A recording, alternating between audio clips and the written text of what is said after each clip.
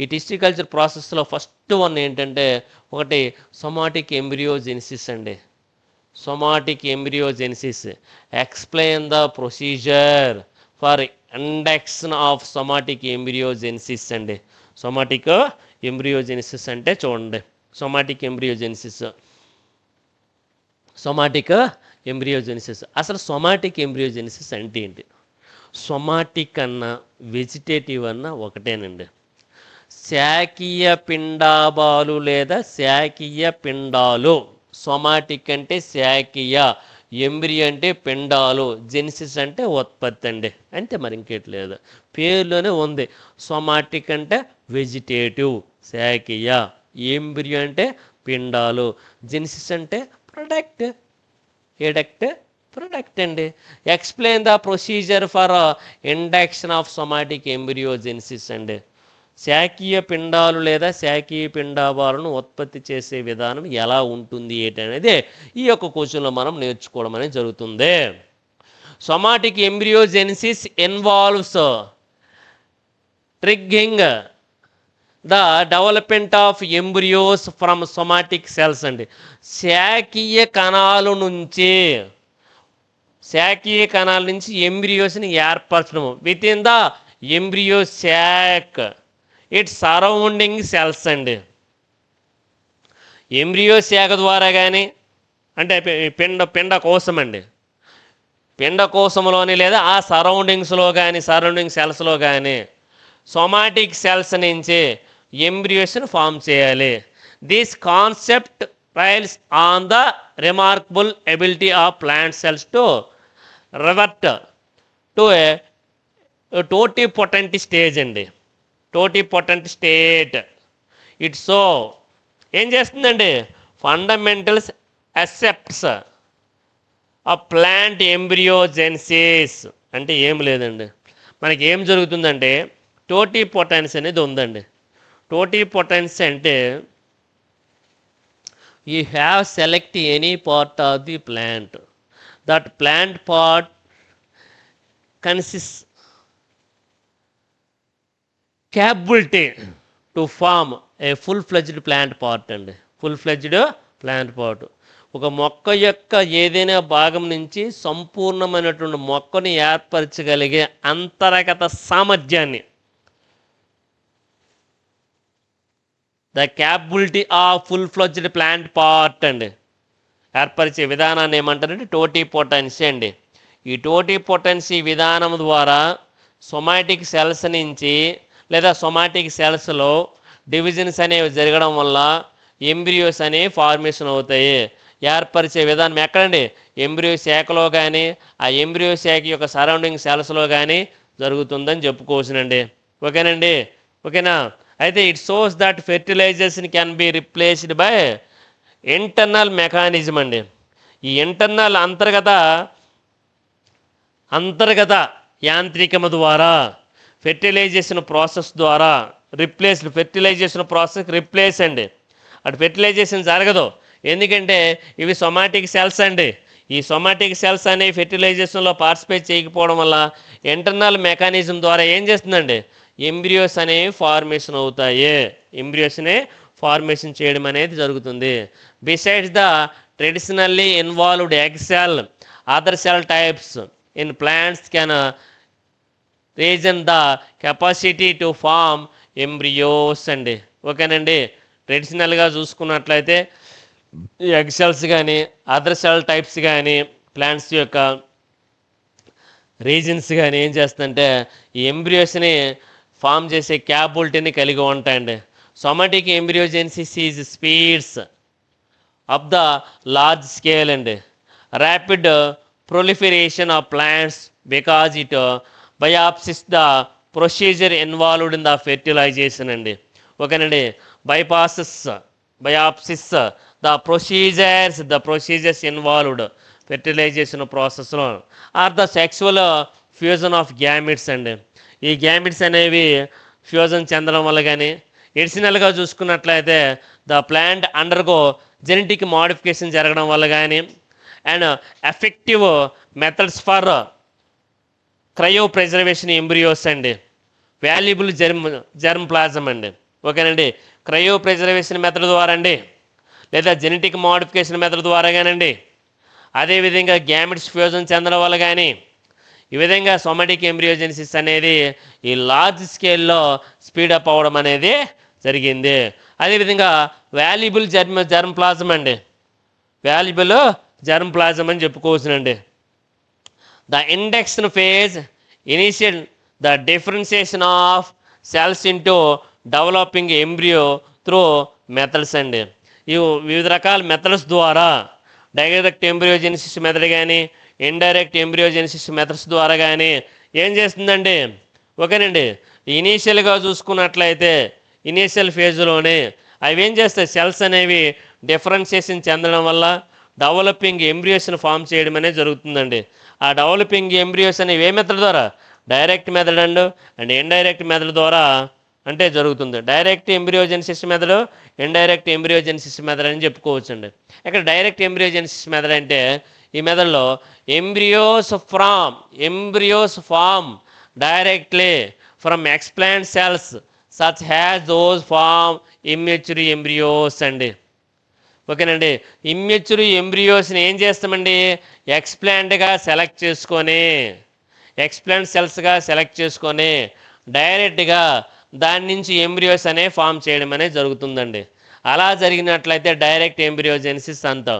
Without any intermediate stage like callus formation కానీ, explant in somatic embryogenesis are found in containing pre embryogenesis determined cells అండి. వీటన్నిటిలో participate చేయకుండా ఏం చేస్తుందండి, మనకి చూడండి ఇమ్మెచ్యూర్ ఎంబ్రియోస్ని తీసుకుంటామండి. ఏ విధంగా, ఎక్స్ప్లాంట్గా సెలెక్ట్ చేసుకుంటామండి. ఎక్స్ప్లాంట్గా సెలెక్ట్ చేసుకున్నట్లయితే ఆ ఎక్స్ప్లాంట్ని దేనిలో ఇమ్రజ్ చేస్తామండి, న్యూట్రియంట్ కల్చర్ మీడియంలో ఇమ్రజ్ చేసినట్లయితే అది కొన్ని ఫార్మేషన్ జరిగి ఎంబ్రియోస్ అనేవి ఏర్పడుతుందండి. అలా జరిగినట్లయితే దాన్ని డైరెక్ట్ ఎంబ్రియోజెనిసిస్ అంటారండి. మరి ఇండైరెక్ట్ ఎంబ్రియోజెనిసిస్ అంటే ఏంటి, ఇది సాధారణంగా ఇందులో చూద్దాం. ఏం జరుగుతుందంటే సాధారణ సొమాటిక్ ఎంబ్రియోస్ ఫార్మేషన్ జరుగుతుందండి. సొమాటిక్ ఎంబ్రియో ఫార్మేషన్ అంటే ఏంటి, సాధారణంగా multiply rounds of cell division అండి. అనేక సార్లు అనేవి విభజనలు అనేవి, కణాలు అనేవి విభజనలో పాల్గొనడం వలన సొమాటిక్ ఎంబ్రియో ఫార్మేషన్ అనేది జరుగుతుంది. It includes an intermediate stage of callus growth, more complex multi steps process అండి. అనేక దశల ద్వారా కాలస్ గ్రోత్ అనేది జరిగిపోయి ఏం చేస్తుంది, సొమాటిక్ ఎంబ్రియోస్ అనేవి ఫార్మేషన్ అవుతాయి. ఎందుకు అక్కడ అనేక సార్లు ఏం జరుగుతుందండి, సెల్స్ అనేవి డివిజన్స్లో పార్టిసిపేట్ చేస్తాయి. ఈ సెల్స్ అనే డివిజన్లో పార్టిసిపేట్ చేయడం వలన ఈ వెజిటేటివ్ సెల్స్ అనేవి వెజిటేటివ్ ఎంబ్రియోస్గా ఫార్మేషన్ అవ్వడం అనేది జరుగుతుంది. వెజిటేటివ్ ఎంబ్రియోస్గా ఫార్మేషన్ కావడం అనేది జరుగుతుంది. అది ఎలా మెథడ్స్ అనేవి చూడండి.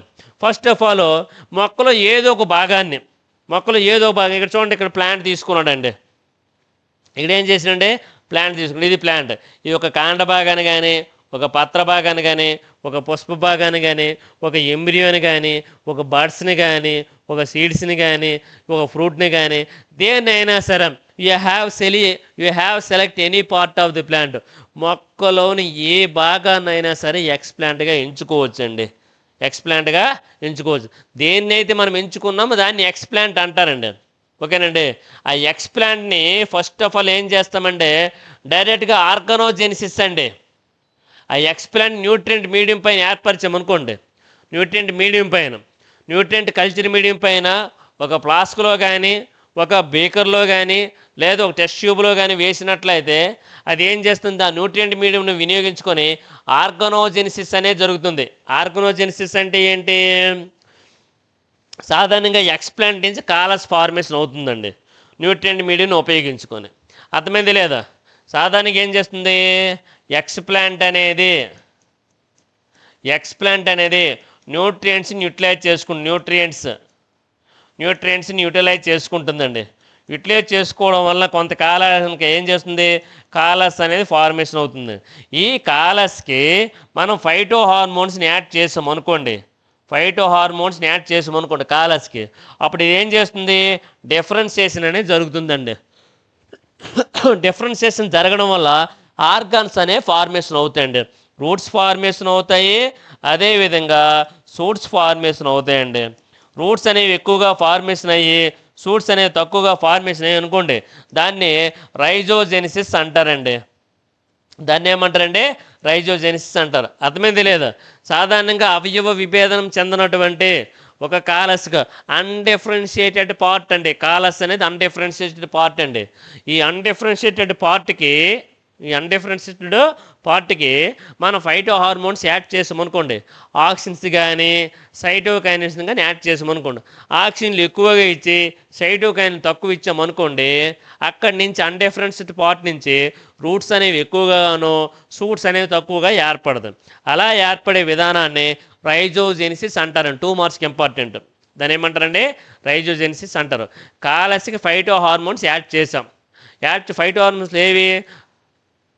ఆక్సిజన్స్ ఎక్కువగా ఇచ్చాం, సైటోకైనిన్స్ తక్కువగా ఇచ్చాం. అందువల్ల రూట్స్ ఎక్కువగా ఏర్పడ్డాయి, షూట్స్ అనేవి తక్కువగా ఏర్పడ్డాయి. కాబట్టి దాన్ని రైజోజెనిసిస్ అంటారు. దానికి డిఫరెంట్గా అదే కాలస్కి లేదా అన్డిఫరెన్షియేటెడ్ పార్ట్కి సైటోకైన్స్ ఎక్కువగా ఇచ్చి, అదేవిధంగా మనము దేన్ని తక్కువగా ఇస్తాము? ఆక్సిజన్స్ తక్కువగా ఇచ్చినట్లయితే స్టెమ్ పార్ట్స్ లేదా సూర్ పార్ట్స్ ఎక్కువగా ఏర్పడతాయి, అదేవిధంగా రూట్ పార్ట్స్ అనేవి తక్కువగా ఏర్పడతాయి. ఇలా జరిగినట్లయితే దాన్ని ఏమంటారంటే కాలోజెనిసిస్ అంటారండి. దాన్ని ఏమంటారండి? కాలోజెనిసిస్ అంటారండి. అదే ఇక్కడ జరుగుతుంది. ఇక్కడ ఎక్స్ప్లాంట్ నుంచే న్యూట్రియంట్ మీడియంపై పెడితే డైరెక్ట్గా ఆర్గనోజెనిసిస్ అనేది జరిగింది. అవయవాలు అనేవి ఏర్పడ్డాయి. అవయవాల్లో ఒకటేంటి? రూటింగ్, వేర్లు అనేవి ఏర్పడ్డాయి. ఆ వేర్లని సాధారణంగా చూసుకున్నట్లయితే ఆ వేర్ల నుంచి ఏం చేస్తున్నాయి? ప్లాంట్లెట్స్ అనే ఫార్మేషన్ అయ్యాయి. చిన్న చిన్న మొక్కల భాగాలు అనేవి ఏర్పడ్డాయండి. అది ఒక రకమైనటువంటి మెథడ్ అండి. ఇంకో రకంగా ఏం చేస్తుందంటే సాధారణంగా ఇది ఎక్స్పాండ్ని కాలస్ ఫార్మేషన్ అవుతుందండి. ఇండైరెక్ట్ ఆర్గనోజెనిసిస్ అనమాట. ఇండైరెక్ట్ ఆర్గనోజెనిసిస్ అంటే ఏంటి? ఇండైరెక్ట్ ఆర్గనోజెనిసిస్ డైరెక్ట్గా ఆర్గన్స్ ఏర్పడవచ్చు, ఇండైరెక్ట్గా ఆర్గన్స్ ఏర్పడవచ్చు. సాధారణంగా ఈ కాలస్ నుంచి చూడండి, ఇక్కడ మనకి ఎక్స్ప్లాంట్ నుంచి డైరెక్ట్గా ప్లాంట్లెట్స్ ఏర్పడినట్లయితే దాన్ని సాధారణంగా ఏమంటారు? డైరెక్ట్ ఆర్గనోజెనిసిస్ అంటారు. అంటే ఎక్స్ప్లాంట్ నుంచి కాలస్ ఏర్పడకుండా డైరెక్ట్గా ప్లాంట్స్ అనేవి ఏర్పడితే డైరెక్ట్ ఆర్గనోజెనిసిస్ అంటారు. మరి ఇండైరెక్ట్ ఆర్గనోజెనిసిస్ అంటే ఏంటి? ఎక్స్ప్లాంట్ నుంచి కాలస్ ఏర్పడుతుంది, కాలస్ నుంచి వేరు భాగాలు ఏర్పడుతుంది, కాండ భాగాలు ఏర్పడుతుంది. అలా జరిగితే దాన్ని ఏమంటారండి? ఇండైరెక్ట్ ఆర్గనోజెనిసిస్ అంటారండి. డైరెక్ట్గా కాలస్ నుంచి ఆర్గన్స్ ఏర్పడితే డైరెక్ట్గా ఆర్గనోజెనిసిస్ అండి.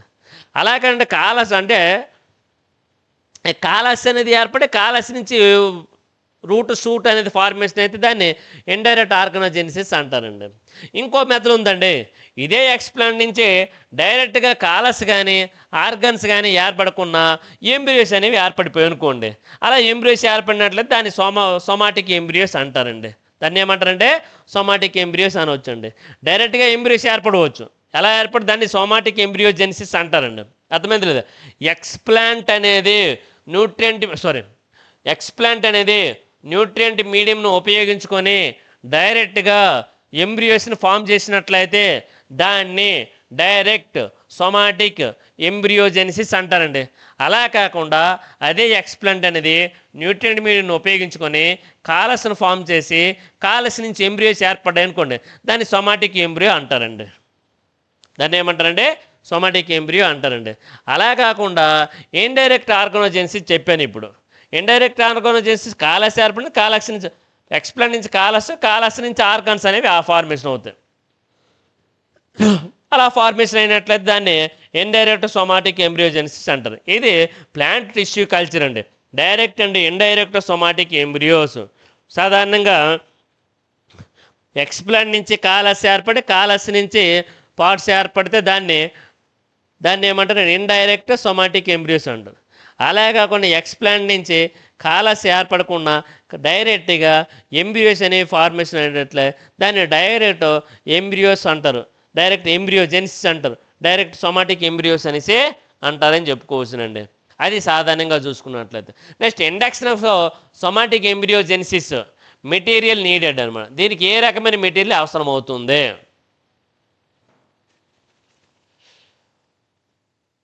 ప్లాంట్లెట్స్ అనేవి అవసరం అవుతాయండి. తక్కువ వయసు ఉన్నటువంటి ప్లాంట్లెట్స్ అనేవి అప్టైన్ చేయాలండి.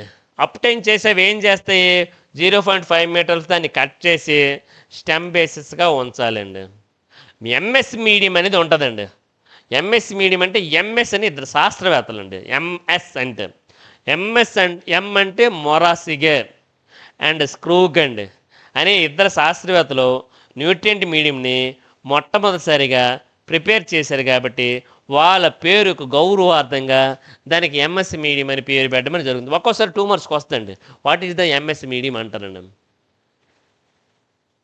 ఎంఎస్ మీన్స్ 2 సైంటిస్ట్ నేమ్స్ అండి. One is the Murashige, second one is the Skoog అనే సైంటిస్ట్లు అండి.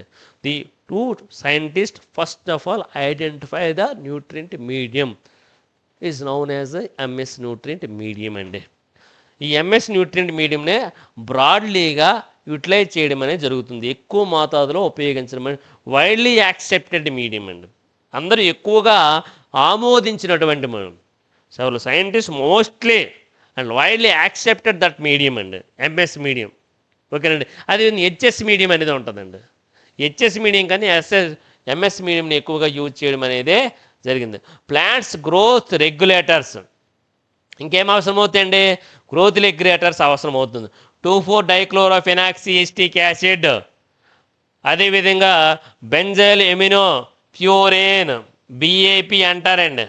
ఓకేనండి. ప్లాంట్ గ్రోత్ రెగ్యులేటర్స్ పీజీఆర్ అంటారు. పి అంటే ప్లాంట్ గ్రోత్ రెగ్యులేటర్స్ ఇంక్లూడింగ్ 2,4-డైక్లోరోఫెనాక్సిఎస్టిక్ acid, benzyl amino purine BAP, benzyl amino purine అండి, కేసిన్ హైడ్రోలైగేజ్ అండి. ఇది ఆర్గానిక్ మెటీరియల్ అండి. As an organic material amino acid proline అండి. ఇవన్నీ కూడాను ఈ మెటీరియల్స్ అనేవి సొమాటిక్ ఎంబ్రియోజెనిసిస్కి యూజ్ అవుతున్నాయని చెప్పుకోవచ్చు.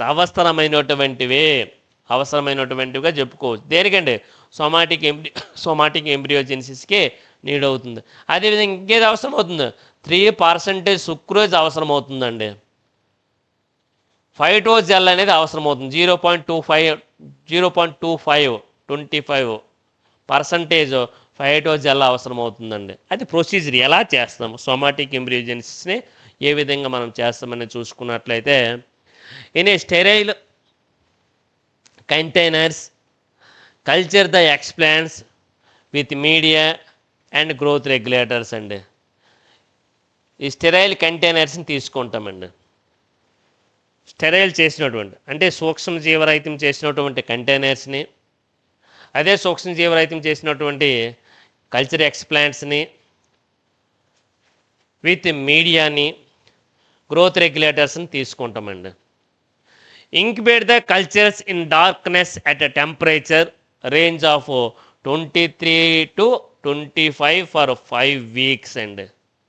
ఇండ్యూస్ కాలస్ ఫార్మేషన్ అండి. అర్థమైంది లేదు, ఇంక్యుబేట్ చేస్తామండి. వీటన్నిటిని కూడా తీసుకొని ఇంక్యుబేట్ పొదిగే కాలము.